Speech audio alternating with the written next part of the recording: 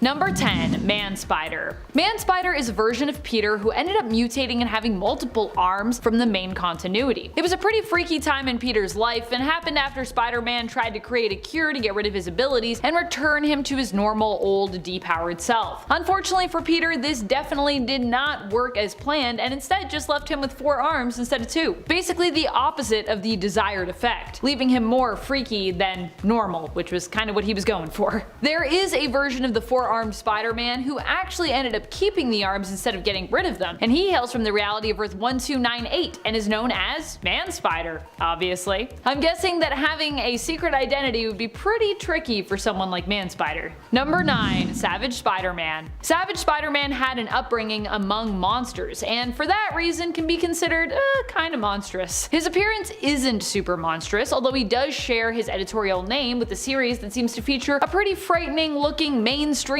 Savage Spider-Man, which we may or may not talk about later. Savage Spider-Man of Earth 83043 ended up getting his powers from growing up in the Savage Lands. His story is that he was lost there after the plane he was on with his parents crashed. His parents died in the crash, but young Peter survived and was taken in by the giant spiders of Savage Land, whose toxic bites helped him to build up both an immunity to toxins and also granted him spider-like superpowers. And friends, before we move on to this next spot, if you haven't already, please head on over to Facebook where you can follow us there as well. It really does help us out here and it helps us out there, so yeah, just help us out. And also thanks for doing that if you've already done that. You're like, I get it, Amanda, you say it every time. Just want to make sure you know. Number 8. Scarlet Spider. Kane was one of the clones of Peter Parker that we got to know in the Clone Saga. He typically goes by the mantle of Scarlet Spider now, which at one point was actually used by another Peter clone, Ben Reilly. Initially in the comics, Kane was presented more as a villain, or at least a misunderstood villain. He misunderstood hero. He wasn't really completely a straight up villain, but he did some shady things. He was a clone that was basically defective, and as a result his degeneration messed with his mind. He also came with the Mark of Cain, which was pretty monstrous, which allowed him to seemingly burn the skin of those he touched, typically leaving his Mark of Cain on their face. In reality, this was just a variation of Spider-Man's wall crawl power, as when Spider-Man crawls on walls, this is because of little hook hairs basically in his hands and feet, which allow him to stick. See the Sam Raimi movies for that in person. Similar deal for Kane, but he was using this to basically melt people's faces at the time. Number 7. Ghost Spider. Not to be confused with the other Ghost Spider, Gwen Stacy of Earth 65, this Ghost Spider is an alternate version of Peter Parker from Earth 11638. In this reality, Uncle Ben did not die and was there to help mentor Peter Parker as he continued on his journey as a hero. Peter here became not just a celebrity and an icon as a superhero, but was also a successful business owner and a philanthropist. However, in secret, he and Ben were working together to lure other Spider-Men from other realities to their world so that they could zap them of their power, killing them in the process in order to bolster Earth 11638 Spider-Man, transferring their powers to him and making him stronger. In the end, Spider-Man of Earth 616, who fell into this trap, helped Earth 11638 Peter Parker to see the error of his ways. Having a change of heart, this version of Spider-Man sacrificed himself to save 616 Peter, ending up in a coma as a result. He was returned to life by an alternate Sorcerer Supreme who needed his help, and then came back as the Ghost Spider, who kinda looks like a blue flame Ghost Rider. Number 6. Mainstream Savage Spider-Man. Mainstream Savage Spider-Man comes from his own self-titled series, which spins out of Non-Stop Spider-Man. So if you wanted to read Savage Spider-Man, I'd recommend going back and reading that first. I think it's only like 5 issues, so it's also not too long. This story, I believe, is part of the mainstream continuity, so technically the Peter Parker that we see here in his monstrous form is in fact Earth 616 Peter Parker. In the Non-Stop Spider-Man series, there was even mention of the Beyond Corporation, which also helped me to really cement this, at least in my mind, as part of the main continuity canon. I mean, I saw it was kind of listed as that, but I was skeptical, and then I saw that and I was like, nah, no, it's probably main continuity. I think we can definitely say it's main continuity. So hopefully I am right and not wrong about that. But while this is technically 616, it's also a very specific look and time in Peter's life, like back when he had those 4 arms, which we kind of touched on earlier. So I figured I could count it for the purpose of this list. It's also where our thumbnail for this video will likely come from, so thought it might be cool to explain it if you're like, hey, what's that thing? That's Savage Spider-Man. Savage Spider-Man is Earth 616 Peter Parker mutated motivated by the drug known as A+, which typically improves performance at the cost of intelligence for most users. However, for Spider-Man, due to his unique physiology, it also turned him into a kinda like part man, part spider monster hybrid thing. Poor Peter. Number 5. Spiders-Man. Spiders-Man is definitely one of the creepiest ideas for an alternate Spider-Man that we've seen in maybe ever. This version of Peter Parker was actually consumed by spiders, but his consciousness was also absorbed by them. So while physically he's gone, mentally he kinda like lives on in them. He's literally a Spider-Man made of spiders. Hence the name Spiders-Man. He has a tragic backstory, but don't feel too bad for him. He also would be the one to team up with a Norman Osborn version of Spider-Man, plotting to betray the rest of the spider army that he had been recruited to. And he also, as a bunch of spiders, seems to enjoy kinda eating people, a taste he developed as time went on. Number 4. Patton Parnell. Patton Parnell is one of the vilest alternates of Spider-Man around. He shows up during our exploration of the Spider-Verse, where we learn that he is a fairly sadistic alternate of Peter Parker, whose hobbies include things like burning ants with a magnifying glass on hot sunny days, and spying on his neighbor whom he's kinda obsessed with, Sarah Jane. Patton, of course, is likely twisted in part because it is heavily implied that his uncle mistreats him. He is bitten by a spider, but instead of gaining miraculous abilities that all in all make him a more responsible person and a hero, he becomes a spider-like creature, mutating and becoming more monstrous and murderous, both inside and out. Yikes. Number 3. Poison. Poison is an alternate version of Peter Parker inspired by the Spider-Man story The Other. He hails from a what if where we explore the idea of what would have happened had Spider-Man rejected his connection to the spider within and rejected instead of embracing his role as a spider totem. This would have left Peter vulnerable basically to outside attack. Trapped within his cocoon with no way out, the symbiotic being that we often refer to as Venom sensed Peter's vulnerability and saw a chance to merge with him. Venom then leaves his current host Matt Gargan to forcibly connect with Peter, and together they become Poison. Poison is horrifying and attempts to recruit Mary Jane as his partner, but after she rejects him, he believes that the corpse of Gwen Stacy will suit him better. Oh dear. Number 2. Matt Gargan. Matt Gargan is known as the Spider-Man villain Scorpion, but at one point he too became an alternate version of Spider-Man, albeit a really messed up and twisted version, as he served as Spider-Man for Norman Osborn's Dark Avengers, which was primarily made up of villains posing as heroic counterparts. In Mac's case, the heroic mantle he was made to fill in for was Spider-Man, although he wasn't so much Spider-Man but kinda like an alternate Venom posing as Spider-Man. His suit was made of the symbiotic being known as Venom, who was merged with him at the time, and was also like really juiced. But Norman fixed it so that he wouldn't appear as juiced. He still kinda got like a little giant.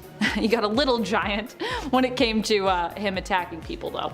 This often turned Matt Gargan's Spider-Man into a horrifying monster who threatened to, and often actually did, devour those people who stood in his way, even sometimes almost eating his own teammate, which obviously they did not like. Number 1. I-APEC. I-APEC is known in Marvel Comics as I-APEC the Decapitator, and was once worshipped as a god in Peru. Remember how we talked about Man-Spider earlier? I-APEC is like a more terrifying version of that being. He is typically known as having pointed teeth, snakes for hair with multiple arms, and his lower half being the hairy body and legs of a spider. He ended up getting recruited to Norman Osborn's Dark Avengers to act as their Spider-Man after Matt Gargan was Spider-Man, because this was a different version of Spider-Man, a different version of the Dark Avengers, after Norman Osborn escaped the Wrath the second time, this time successfully, and then attempted to resurrect Hammer and bring back the Dark Avengers. I-APEC was made to look more humanoid, more like Spider-Man with a genetic formula, except for the fact that, you know, he had 4 arms still, so almost like Spider-Man, like, but not quite. Later on, he would also be coerced into serving on Luke Cage's Dark Avengers, which were kinda like DC's Suicide Squad at the time. Coming in at number 10 is Frankenstein's monster. In case you have never heard of Frankenstein's monster, the creature was originally the creation of English author Mary Shelley, who wrote a novel in 1818 titled Frankenstein that tells the story of Victor Frankenstein, a young scientist who creates a sentient undead creature in a scientific experiment. It's actually a very deep and somewhat moving story. Now, the Marvel Universe version of Frankenstein and his monster isn't too different. In 1788, Victor Frankenstein left his family estate in Geneva, Switzerland to study natural science. Victor became obsessed with the idea of recreating life and began robbing graveyards in order to acquire body parts that he then stitched together and subjected to chemical treatments and electrolysis. But it horrified the scientist and he fled, leaving the monster alone in the world. Frankenstein, being an undead being, is essentially immortal and immune to disease. He can lift around 10 tons, he has superhuman stamina and durability, and he can replace any lost limbs with other people's limbs, which is both creepy and kinda cool. Number 9. Vampire by Night. I honestly didn't know there was also a Vampire by Night, and she's actually related to the Werewolf by Night. Nina Price, the niece of Jack Russell, the Werewolf by Night, is also an ancestor of Grigory Russoff. Nina's mother, Lisa Russell, was a victim of the same curse as Jack Russell, except things changed for this branch of the family when an altercation with a sorcerer named Glitter Knight freed Lissa from being a werewolf. Lissa married and had Nina with a wealthy man named Mr. Price. Unfortunately, the werewolf curse continued to Nina, but at some point, Nina was attacked by a vampire, which altered the curse for Nina and caused her to be both a werewolf and vampire in one. By day, Nina Price seemed to be a normal human, but once the sun goes down, she becomes a vampire, which is a good way of getting around the whole sunburning weakness. Due to the werewolf's curse though, Nina does become a white wolf during the full moon, but she uses her father's money and status to reserve a zoo or park, caging herself there until the full moon was over and she was no longer an animal. However, Nina had no problem using her supernatural abilities to harm criminals. Rightfully so. Nerds, if you are enjoying this video, I call upon you to hit the like button. It is all you have to do to show us your support here at Top 10 Nerd. Number 8. Reptile. While accompanying his parents on an archaeological dig, Humberto Lopez and his family discovered a fossilized amulet. Humberto eventually took possession of this fossil, which activated one day when a rock slide occurred, nearly burying him. Berto ran as fast as he could, and once he was far away, he noticed that his legs had transformed into those of a dinosaur. That's because the amulet that Berto and his family discovered was magically created by the Hag of the Pits to imbue its bearer with the abilities of prehistoric animals as well as empathic communication with them to defend said animals when the time came. His powers were also later augmented with Pym particles to allow him to alter his size. Now originally, Reptile could only transform certain parts of his body into different aspects of dinosaurs, like the wings of a pterodactyl, the tail of a stegosaurus, the head of a parasaur, and the legs of a velociraptor, that kind of thing. He could also only maintain one transformation at a time. He could even just enhance his senses like vision and hearing, but eventually Reptile was able to fully transform into a complete dinosaur or even other prehistoric animals like insects, which gave him enhanced healing. Number 7. Sasquatch. Although the Sasquatch or Bigfoot in the real world is a folklore monster, in Marvel he is actually Walter from down the street. Walter Lankowski, or Sasquatch, is actually a gamma mutate. The Canadians started to focus on gamma research after meeting Bruce Banner, and then specifically, he focused on the Hulk after learning Hulk was indeed Bruce. While on leave from MIT, Dr. Lankowski began working on a gamma radiation experiment that could create a being like the Hulk, only under more controlled circumstances. Being bombarded by massive amounts of gamma radiation, Walter turned into a huge, hairy, light brown creature with similar abilities to the Hulk, and after rampaging, he learned how to retain his intelligence and personality while transformed, joining Alpha Flight as their heavy hitter. More recently, he actually got possessed by Doc Samson and is now green, and technically Sasquatch is Samson, so I hope that's not too confusing, because I'm confused. Number 6. Electro 1. Alright, Electro 1 should probably be on a list of robots, but his story is so classic monster-like that I just wanted to include him. A scientist named Wilbur Poole set out to create the world's most advanced computer, but a bizarre accident caused the computer to become sentient. It then brainwashed Poole and forced him to build a body to house itself. When Poole had finished the body, the computer moved itself to the robot and went out into the world, rampaging, like they always do. Electro, as the people called it, came into conflict with the US military, who proved no match for the numerous powers of the robot, which included psionic force fields, gamma ray blasts, atomic manipulation of living creatures, and object levitation, while also having a robotic metal body. He was eventually defeated by his creator and then eventually found by Reed Richards, who shrunk him down and set the robot to work in the Baxter building. Electro Electro 1 also joined the Fing Fang Four and fought off the warlord Tim Boo Ba, which is a great sentence. Then he got confused for the villain Electro and was arrested. You should have seen that one coming though, I don't know. Number 5. Goom. Goom, the thing from Planet X. In the Tales of Suspense number 15 from October 1960, the astronomer Mark Langley wanted to see if there was life on a planet he discovered called Planet X. So, he tried to communicate with anyone through a transmitter. Unfortunately, the alien known as Goom received the transmission and followed the signal back to Earth, arriving in his ship to conquer the world. In a show of power against the world's leaders, Goom showed off some of his abilities and technology, like a time machine that could reverse someone back into a baby, a weapon that could destroy an entire mountain, or a force field that protected him from any weapon. He was even able to lift an entire city with his mind, but thankfully, the other members of his race, who were all pacifists, were contacted. They came, arrested Goom, and took him back to their planet. Number 4. Godzilla. Did you know Godzilla was a part of Marvel? He was even a part of Earth 616. Starting in May 1977, Marvel Comics published comics all about Godzilla. As some of you may know, Godzilla came to be during a Pacific nuclear bomb test in the 1950s, in Tokyo in 1956. But then, the monster became trapped in ice off the coast of Alaska. It then resurfaced in the modern day, and S.H.I.E.L.D. put together a Godzilla squad to try and take on the massive creature. It went rampaging all over America, doing battle with S.H.I.E.L.D., the Champions, the Fantastic Four, Iron Man, the West Coast Avengers, a massive Red Ronin robot, and more. Using his incredible nuclear atomic fire breath, insanely durable hide, regenerative power, and its surprising intelligence. Number 3. The Hulk. Probably the most well-known monster in Marvel Comics, if you wanted to call him that. The power of the Hulk is almost unmatched. You know the story. When testing a gamma bomb he developed, Bruce Banner rushed out into the blast radius to save Rick Jones. He was blasted with an insane amount of gamma radiation, turning him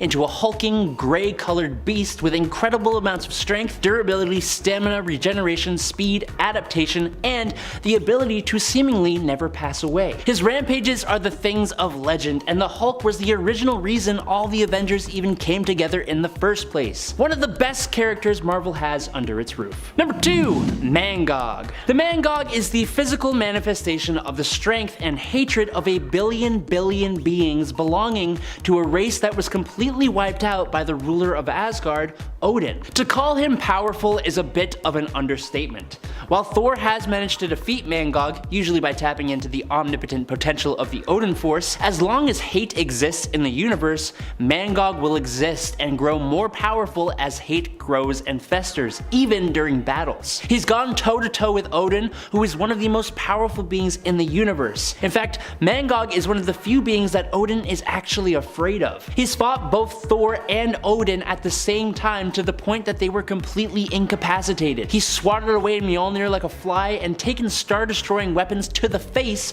with ease, and he's even survived being thrown into the sun with only a minor char. Number 1. Shuma Gorath. Yes, it is a giant tentacled eyeball, but hold off on the laughter because Shuma Gorath the Destroyer, the Conqueror of Midnight, the All-Killer of the Dawn, is a ridiculously ancient being and greatest of the old gods, or many-angled ones. Among his many powers is the ability to communicate with and control others nearby and across dimensions. He can create and direct powerful blasts of mystical energy and affect transmutations on a planetary scale. His skin alone is difficult to damage, even with the most powerful of magic. While his form seems silly, it's actually only a shell containing his power, and he can alter his appearance, and his true form is not even visible to humans. He can destroy multiple galaxies solely through his aura pressure, and Shuma Gorath also has the ability to destroy realities. He is most powerful in his home dimension, just like others of his kind, and only part of his power has actually appeared on Earth. And with the stuff he has done,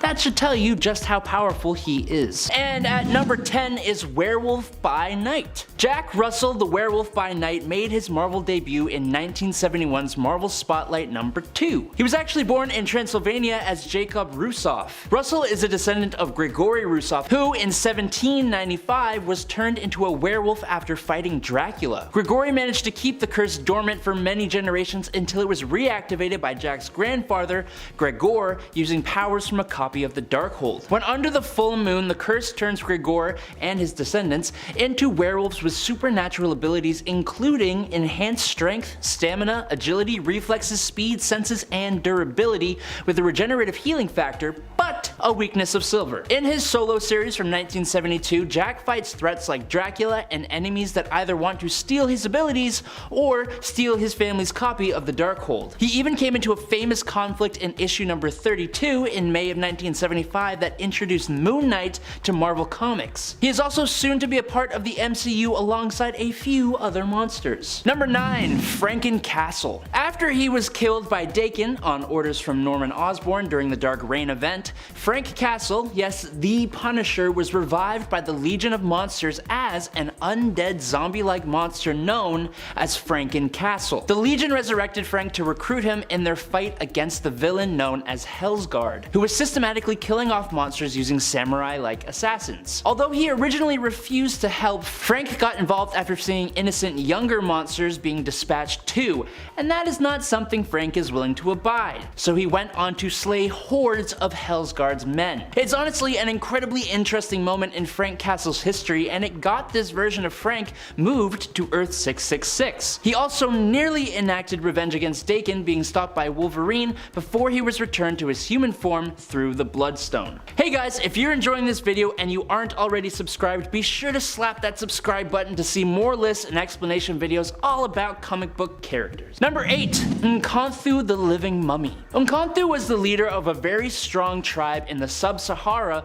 that was enslaved by the Egyptians around 3,000 years ago. After he led a revolt against the pharaoh and even took the pharaoh's life with a spear, Nkonthu was paralyzed by the pharaoh's sorcerer and mummified, but made immortal so as to suffer as a living mummy. Now, fast forward to the 20th century and the living mummy regained the ability to move again, and he clawed his way out of his slumber and terrorized Cairo until he was eventually seemingly defeated. Only not really, because he came back. The living mummy has actually acted as a hero as well. Quite a bit, honestly, helping out on many teams using his super strength, stamina, and durability, plus a form of immortality that doesn't let him die from anything except some physical attacks. Also, after being charged by Anubis, Nkonthu has apparently gained the ability to draw souls from sentient beings. Number 7. Sauron. Calling him a monster is a little unfair, but also not really. As a child, Dr. Carl Lycos was attacked by a mutated pterodon and somehow became an energy vampire, forced to absorb the life energy from animals and humans in order to survive. However, after absorbing energy from the mutant Havoc,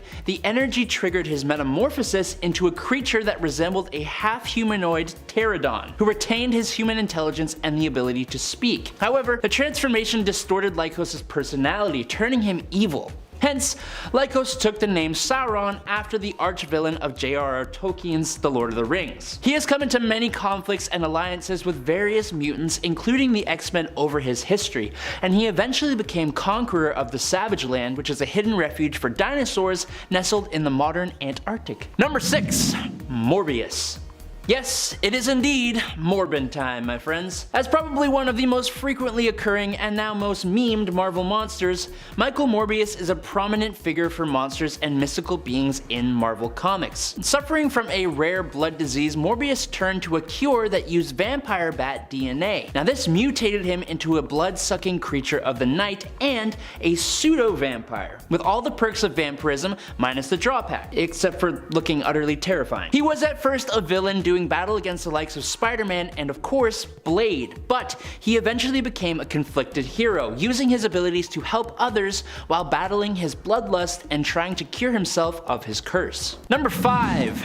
Dracula. Moving from a pseudo-vampire to the lord of all vampires. Dracula is an incredibly old vampire, sorcerer, and nobleman who became the supreme ruler of all vampires while also being the most powerful vampire of all time. The Wallachian Count Vlad turned himself into a vampire in order to face the invading Ottoman forces in the 1400s. Now minus the abilities native to most vampires, including superhuman attributes, hypnotism, immortality, and shapeshifting, shape-shifting, Vlad is a sorcerer, and he has even the ability to control the weather to a degree that can even oppose both Storm of the X-Men and the god Thor. Recently, he has declared the site and surrounding area of Chernobyl the Vampire Kingdom. He used this seat of power to steal the blood of Wolverine that allowed Dracula to survive in sunlight for a limited time. But he has done so much more during his long run in Marvel Comics starting in 1950. Number 4. Fin Fang Foom. He whose limbs shatter mountains and whose back scrapes the sun. Fin Fang Foom is a member of a race of shape-shifting aliens from a world called Kakaranthara, or if you prefer the much easier Maklu 4. Foom was the navigator of the spacecraft that landed on Earth in ancient China, and he volunteered himself to be put in a tomb in a deep slumber to serve as a backup plan for the other Makluans to conquer Earth. Fin Fang Foom looks a lot like a kind of humanized Chinese dragon when he is in his natural form, and is a massive shapeshifter from anywhere between 32 to 255 feet. As a dragon and alien, he possesses super strength, stamina, durability, and longevity, as well as telepathy and flight, spiritual possession, energy assimilation, acid mists, and potential transmogrification abilities. He has fought and allied with so many different heroes over his time, including a hilarious fight with the Hulk where he was thrown to the moon. Number 3. Zenmu. The alien cybernetic monster Zenmu is an incredibly intelligent being with a huge amount of strength and power. Introduced in Marvel Comics in 1960's Journey into Mystery, he is one of the first monsters introduced, and he even predates the Fantastic Four. Zenmu is able to cast hypnotic rays that can control the entire human population. He can use telekinesis, scatter his atoms, and even inhabit host bodies. In other words, Zenmu is incredibly powerful. Most recently, Zenmu was a foe to the Hulk in the Immortal Hulk series. He was hired by the Roxxon company to ruin the Hulk's public image by creating disasters and swooping in to save the day. Zenmu used his hypnotic powers to persuade civilians and even close friends and allies of the Hulk to turn their backs on him. Thankfully though, the Hulk managed to break free of his control, and he actually completely destroyed Zenmu. Coming in at number 2 is Man-Thing. Ted Sallis was a scientist first assigned to something called Project Sulfur, in which he created a serum that made people immune to all toxic biochemicals.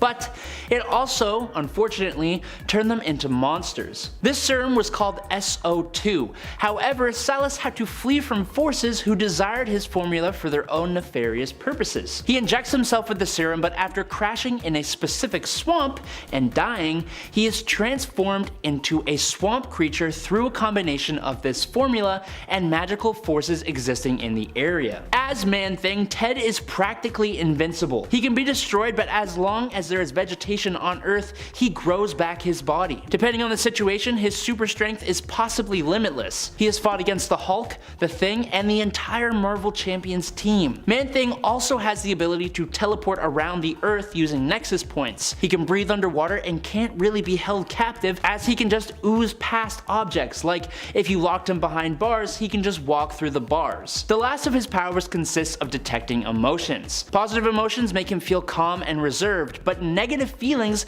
make him go ballistic, making him secrete an ooze that can burn almost anything, including Luke Cage's skin. Man-Thing is also capable of controlling the nexus of all realities. During Fear itself, Man-Thing's power increased, releasing him from the bond to the nexus of all realities and allowing him to teleport wherever he wishes at will, and later his powers grow so great that he is able to manipulate reality. Also, Man-Thing is one of the few beings shown to be naturally immune to the Marvel Zombies plague. And in at number 1 is Jormungand. According to Norse legend, Jormungand is the son of Loki and the Jotunheim sorceress Angerboda. Realizing the danger that Jormungand posed to the gods of Asgard, Odin, the ruler of the realm of Asgard, banished Jormungand to the depths of the ocean of Earth, or Midgard. Now Jormungand not only survived in the oceans, but grew to an incredible size. At his full size, Jormungand was big enough to encircle the entire planet. it, and Jormungand became known as the Midgard Serpent. It was prophesied that on the day of Ragnarok, when it is said that most of the gods of Asgard will pass away, that Odin's son Thor will kill the Midgard Serpent, but Thor himself would die as a result of the Midgard Serpent's venom. So, we know the Midgard Serpent's venom can kill Asgardian gods, but by compressing his coils around the planet, he could also magically cause storms, earthquakes, and other disasters. He was also usually in an ethereal form, making him invisible and intangible to humans, but if he came out of this form fully, he would destroy a lot of stuff on Earth. So it's kinda good that he stays that way. In battles he has had with Thor, only a part of him ceased to be ethereal, and that one part was absolutely massive. Becoming visible also froze time while he and Thor battled. Thor and beings as strong as him are the only ones capable of defeating the serpent, but Thor is the only one to have actually done it. Number 10. Undead Brother Voodoo. This version of Brother Voodoo hails from Earth 666, ooh spooky,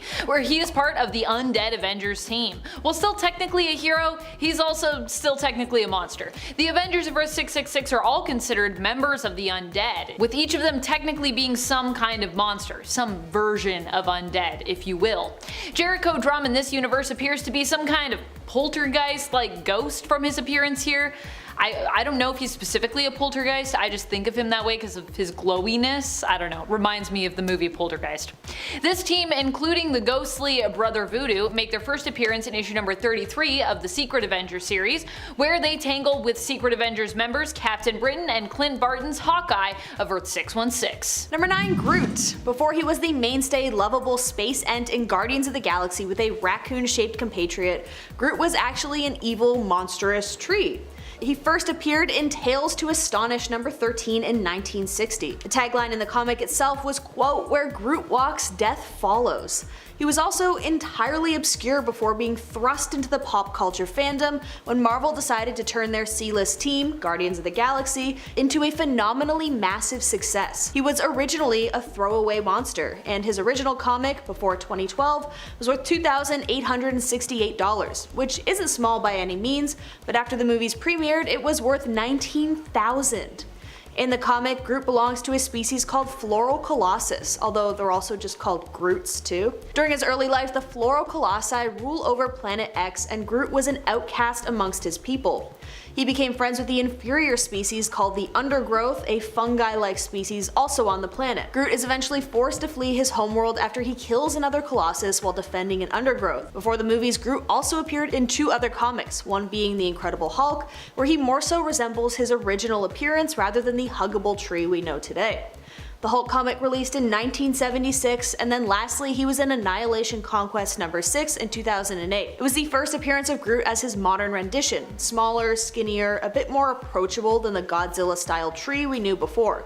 He also joined the Guardians of the Galaxy lineup in this comic alongside Star-Lord, Drax the Destroyer, and Rocket Raccoon. Number 8. Ultimate Hulk. Let's be real, when I think of multiversal monster versions of the Hulk, I often think of Ultimate Hulk of Earth 1610, aka the Ultimate Universe. Here Hulk was less a hero and more just, kind of a brute. In fact, at one point the Ultimates, who are basically this Earth's version of the Avengers, even had to fight against, not with the Hulk. The Hulk would eventually go on to join the Ultimates team, I'll give him that, but let's not forget that he's a cannibalistic beast who also makes some of the most violent threats when he's angry. Even Bruce Banner wasn't as altruistic in this universe, initially hoping to create the next super soldier serum so that he might be able to increase his own strength and power. However, instead he created a Hulk serum, which turned him into the Hulk because he was all about testing that serum on himself. It's even implied that during his first transformation that he may have actually caused the death of Mary and Richard Parker, the parents of Spider-Man. Peter Parker, so yeah. Number 7. Marvel Zombies. It's an entire pantheon of characters, from Spider-Man to Hulk to Captain America, but all zombified. The zombie versions of beloved heroes were first introduced in the pages of Ultimate Fantastic Four and became instant hits. In typical Marvel marketing genius, Marvel spun the zombies into their own book written by none other than Robert Kirkman. Robert Kirkman is the same bearded guy behind a television show you might know called The Walking Dead. The comics ran from December 2005 to April 2006. It starts in an alternate Earth called Earth 2149, where an unknown hero crash lands from another dimension. He comes with a quote, hunger, which infects the Avengers, the X-Men, and the Fantastic Four, along with basically every other major superhero you can think of. It's intense, and the adventures of the zombie heroes usually have more mayhem than most mainstream comics do in their entire run. It's all about damage and impact, and oh boy does Kirkman deliver on that. Peter Parker eats Aunt May. I'm serious, look it up. After an episode of the Disney Plus series called What If Zombies, there were talks of Disney also creating a spin-off series based on and named after the Marvel zombies, so keep an eye out. Number 6. The Yeti. This Yeti is relegated to another universe because of the series it appears in, which was intended to be, good for young readers and children, and which was said to exist outside of the main continuity. This Yeti we are talking about here appears in Spidey Super Stories in issue 16. Oh boy. In this team-up book, we see Spider-Man go on adventures that are more kid-friendly when it comes to reading, ideally therefore serving the purpose of helping kids learn how to read, which is important. The Yeti hails from Earth of 57780, and while he might seem like a monster by the end of the story, Spider-Man, also of Earth 57780, seems to have ascertained that the Yeti really is not a bad guy, but is just homesick. He's just stealing a lot of ice cream.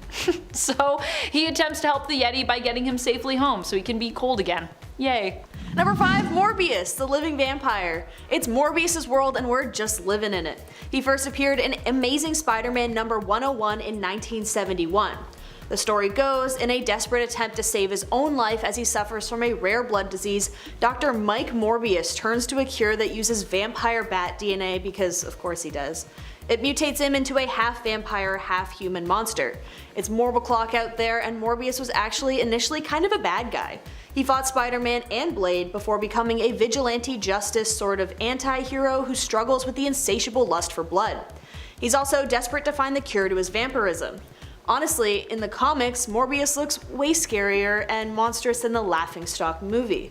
I think it's one of those things where the cartoon and artistic medium is much better at portraying the monster than Jared Leto is. Number 4. MCU Gargantos.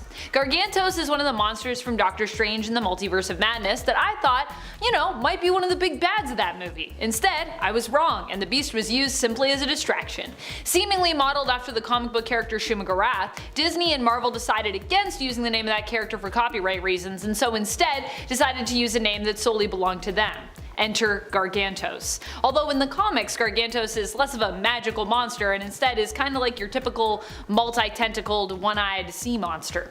In the film, it takes the combined efforts of Sorcerer Supreme Wong and Dr. Stephen Strange to defeat the beast, and Strange even pulls out some magical monster tricks of his own to stop Gargantos. While Gargantos appears in a multiversal film, him being based off of Shuma-Gorath would likely also make him a multiversal monster just straight up. Number 3. Ghost Rider. Who could forget Johnny Blaze, one of the Ghost Riders set out to hunt down earthly baddies and drag them kicking and screaming to hell where they belong. The legacy of the Ghost Rider began in the pre-Marvel age with a ghostly cowboy who hunted the prairie of the American frontier. But the modern version is a stunt biker, Johnny Blaze, who becomes possessed by the demon Zarathos and becomes a flame-headed skeleton with a cool bike and fancy leather jacket, hunting down bad guys in the name of vengeance. At times, he's the bad guy himself, being the not polished hero that has no problem taking lives. At others, he fights with the other Marvel heroes to take down bigger foes. I mean, he looks badass, can we be honest here, and he's definitely one of my favorite Marvel monsters. Number 2. Strange Supreme. Strange Supreme is the dark Doctor Stephen Strange we see as is showcased in the Disney Plus What If streaming series in the season 1 episode What If Doctor Strange Lost His Heart Instead of His Hands. In this episode, Strange becomes obsessed with getting back Christine Palmer after losing her in a car accident instead of, losing his hands, because Christine was his heart, get it? Because her death is considered an absolute point in time, the spirit of the Ancient One returns to Strange to remind him that he cannot do anything to bring her back. Strange doesn't like that answer and is like, I'm still gonna do stuff, so he gets split in twain, with one half of him choosing to do whatever it takes to get Christine back, because the Ancient One's like, I'm not gonna let that happen. Just cut you in half. This prompts him to turn to the dark arts, absorbing various creatures and monsters from the universe in order to get as much power as is needed to reverse Christine's death. In the end, this Strange of the multiverse becomes more monster than man, defeating his other half by reabsorbing him and breaking the universe to bits when he disregards all warnings and brings Christine back to life anyways once more. doesn't even work out well because Christine's like, dude, you're like super evil, I'm like not here for this. Number 1, Shuma Gorath. Quote, "Before all was, I was. Before time was, I waited. I fed on the screaming souls of the universe. I drank the spoiled milk of dead stars. I am the emptiness outside all understanding. I am Shuma Gorath," is a pretty sweet way to introduce yourself. His character design is next to none as one of the great old ones who first appeared in a 1972 comic called Journey into Mystery Volume 2. This tentacle monster more so looks like a freak of nature than a typical monster. He's the ruler of hundreds of dimensions and comes to the Earth realm millions of years ago along with the other old ones. Around 1 million BC, he was banished from Earth by a time traveler sorcerer named Seasneg. It was witnessed by Doctor Strange, who hoped to defeat the Ancient One so his master didn't have to die, but obviously it never really works out like that. But then Shuma Gorath reappears and becomes the main foe of Doctor Strange. While we can get into his whole villain arc with Doctor Strange, I would prefer to look at the other reality he appeared in with Earth 30847. He became an unlikely savior of Earth, and upon accepting that they thought of him as a hero, he ended up hosting a Japanese game show called the Super Monster Awesome Hour, which honestly, like, vibes.